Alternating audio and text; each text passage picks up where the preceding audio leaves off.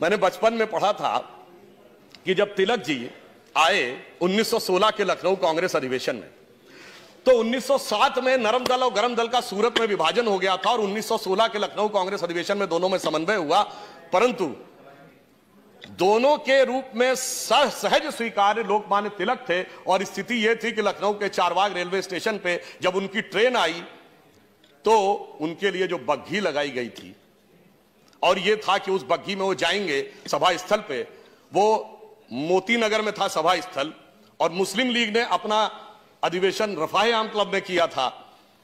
परंतु क्या हुआ कि तिलक जी आकर बग्घी की तरफ बढ़े और एक नवयुवक ने जाकर बग्घी से घोड़े को खोला और स्वयं जुट गए, और देखते देखते तमाम नवयुवक आके जुट गए।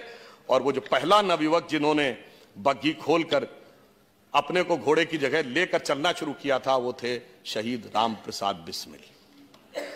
तो ये इस बात का प्रतीक है कि वो किस प्रकार से इंस्पायर करते थे। खिलाया तो पिछड़े वर्ग के साथ बड़ी धोखेबाजी हो रही है, क्योंकि पिछड़े वर्ग को अपना दोस्त और दुश्मन की पहचान नहीं। जिस तिलक को पिछड़े वर्ग के लोग अपना नेता मानते, अपना मसीहा मानते हैं, उसी तिलक ने 1918 में जब बाबा साहब अंबेडकर ने और भास्कर राव जाधव ने अनुसूचित जाति के लिए और ओबीसी के लिए विधि मंडल में आरक्षण की मांग किया था, तो उसी बाल गंगाधर तिलक ने कहा था तेली को संसद में जाकर क्या तेल निकालना है, कुर्मी को संसद में जाकर क्या हल चलाना है, दर्जी को कल संसद में जाकर क्या कपड़े सिलना है, तेली तमोली और कुनभटों को संसद में जाकर क्या करना है। अगर तिलक की लड़ाई, तिलक का स्वराज्य सबका स्वराज्य होता तो वो तेली को तेल निकालने के लिए संसद में जाने की बात नहीं करते, कुर्मी को हल चलाने के लिए जाने की बात नहीं करते। इसका मतलब तिलक की आजादी हमारी आजादी नहीं थी।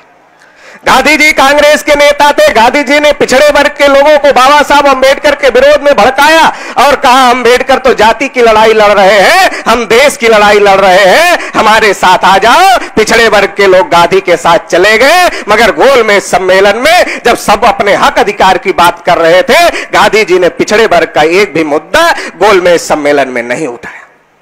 और जब संविधान सभा के चुनाव का समय आया, गांधी जी ने एक भी ओबीसी को संविधान सभा का टिकट नहीं दिया, और उनके साथ पूरी जिंदगी लगाने वाले सरदार वल्लभ भाई पटेल को जब प्रधानमंत्री बनाने का मौका आया तो गांधी जी ने उनके साथ धोखेबाजी किया और उनको प्रधानमंत्री नहीं बनने दी।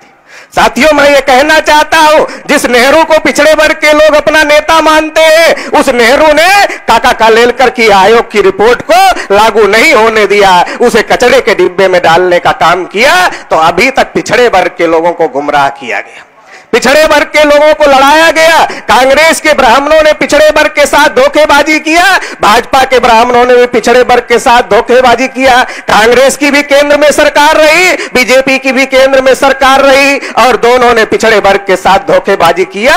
क्यों किया? क्योंकि पिछड़े वर्ग को अपने दोस्त और अपने दुश्मन की पहचान नहीं थी।